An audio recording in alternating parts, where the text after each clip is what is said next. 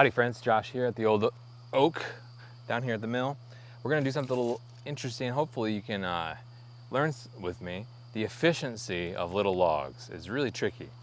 Right here I'm gonna put on screen the board foot estimate based on the Doyle or the international scale for log measuring. All right, so that's 13.5. So we're gonna jump on the mill here. We're doing 1x4s for some white oak flooring. We're continuing with the project there.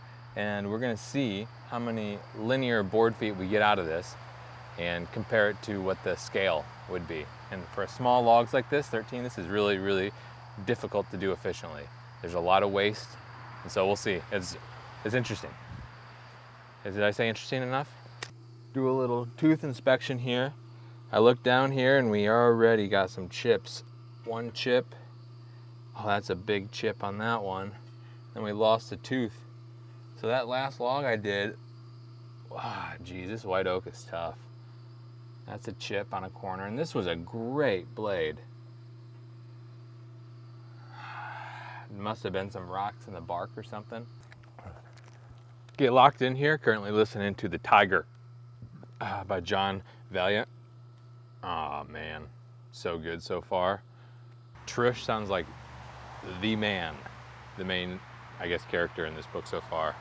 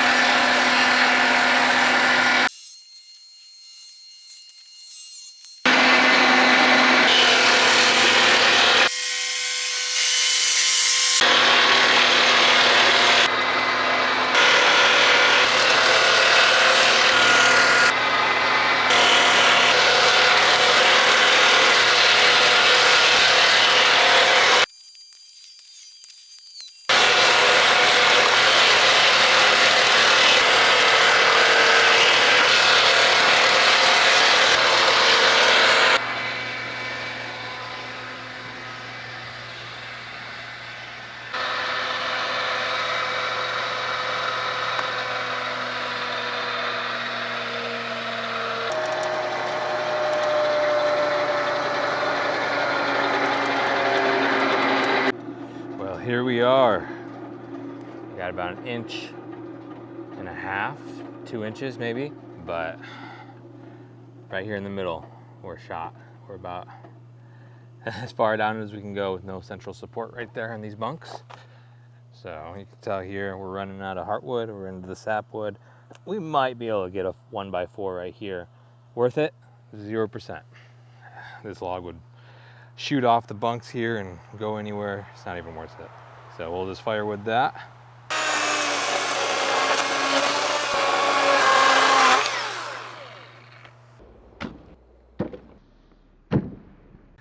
All right, out of that 13.5, we have one full 32 foot minus one. There was already one board on there, so it's gonna be, we'll take one out of here. So we have, and what that comes out to is 1, 2, 3, 4, 5, 6, 7, 8, 9, 10, 11, 12 wide. So we had 11, 12, 13, 14, 15. Now the easy way to do this is a 4x8 is 32 feet. So we have 32 board feet. And then we'll have 3, because that was already, one was already here. This one was already here, right there. So we have 32 plus 1, 2, and 3, which is 4, 8, 12 times 8. Okay, let's just make sure. Let's make sure we weren't lying here about efficiencies exactly the same, 13.5. Now this one's gonna be a little tricky. It's got a big crotch at the end. And man, crotches just mess everything up. They get in the way, don't they? So 13.5, again, Doyle. This is what it should be. This might be a little lost right there. Again, a little over 8 foot. Let's see how many board feet we got out of this.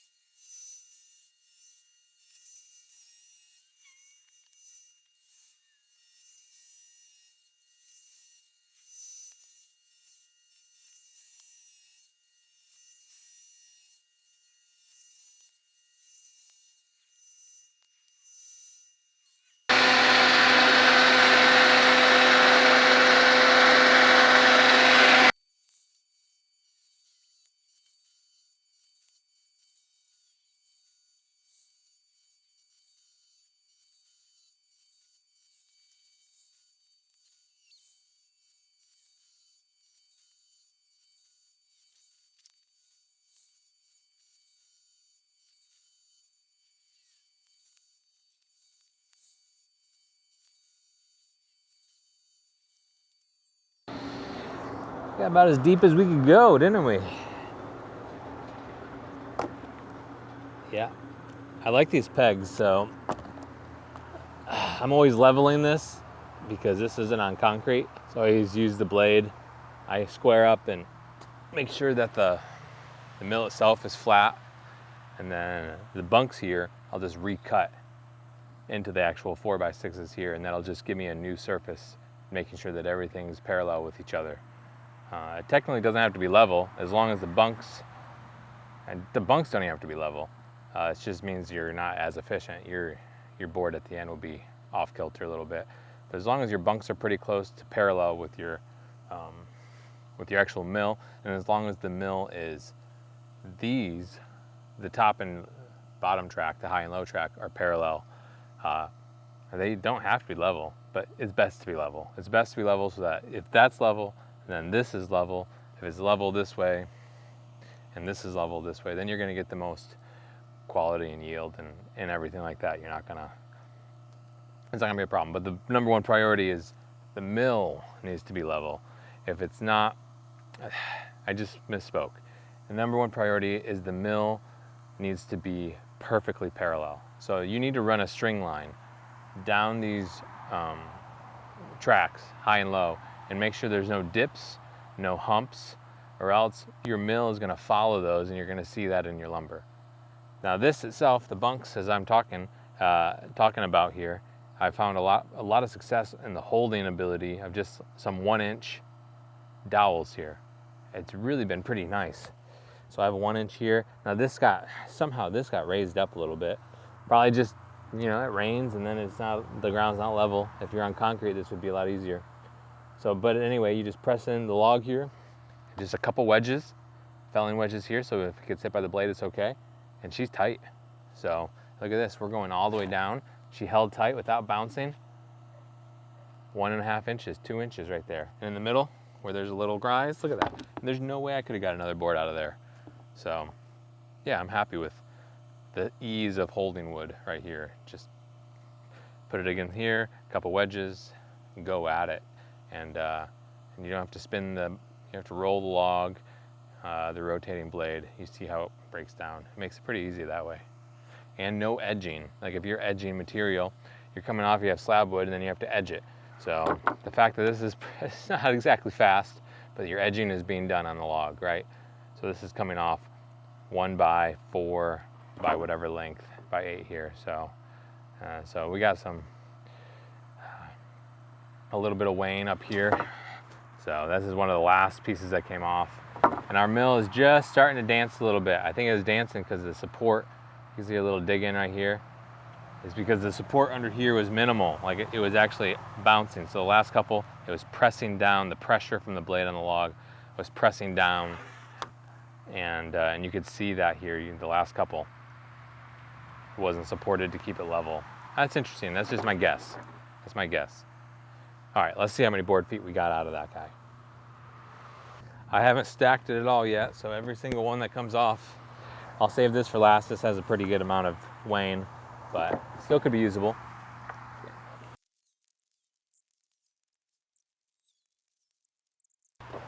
All right, it appears on the first tree we did 15, and that left us right here. So then we got 1, 2, 3, 4, 5, 6, 7, 8, 9, 10, 11, 12, 13, 14. And then the big wane that I just discarded that I thought wasn't worth keeping. So 1 less. So yeah, 4 board feet less. What interests me is how these are gonna dry. The figure from the crotch, which is just gorgeous, absolutely gorgeous. This will not, it's small enough that it might be just completely fine, right? Because it's only 4 wide. If it was bigger, there would be a lot more checks and there'd be maybe a check right through this, all dancing. It's just hard to predict, but look at that. If these are able to stabilize, and they'll be an interesting part of the flooring for sure. Wow, I love that.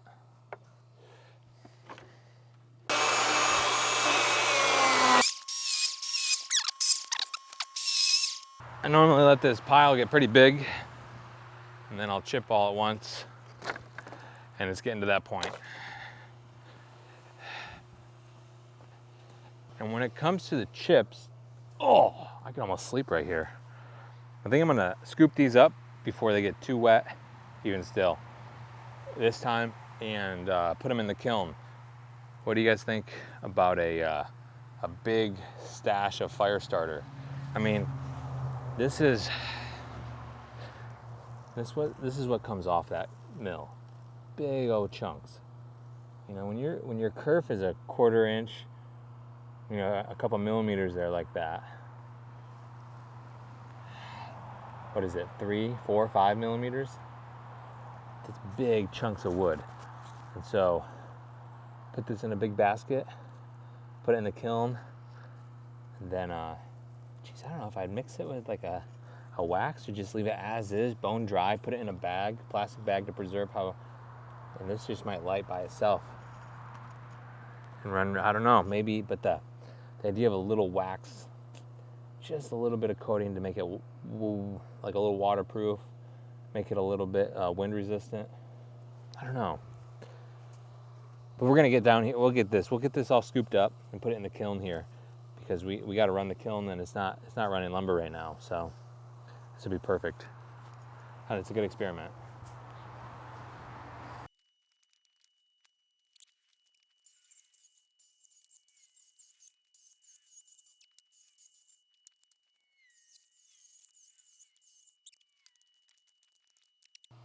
Well, that's all I got for you today. The efficiency I put on screen here of the scaled board feet versus the true board feet. I am guessing that it's probably in the 75 to 80% efficiency range. I don't know. I'm just doing it off the top of my head. And haven't even looked at the scale yet. That's all I got for you today. This is The Old Oak. I'm Josh. Subscribe and like if this is interesting to you. Share with some friends. I'm here to bring you guys lots of value, learn myself so that you can learn through the whole process as well. This is a very interesting time in America where we can make something of ourselves on our own soil again. I see that forecasted the next 20 years. AI, manufacturing, all of these are coming together for young people, for middle-aged people to say, no, this is the society we want for the next 50 years. And just alone on the mountain by myself, I am trying to bring something to fruition that I think that you are feeling as well. If that's the case, I would love for you to follow along. I'm gonna go.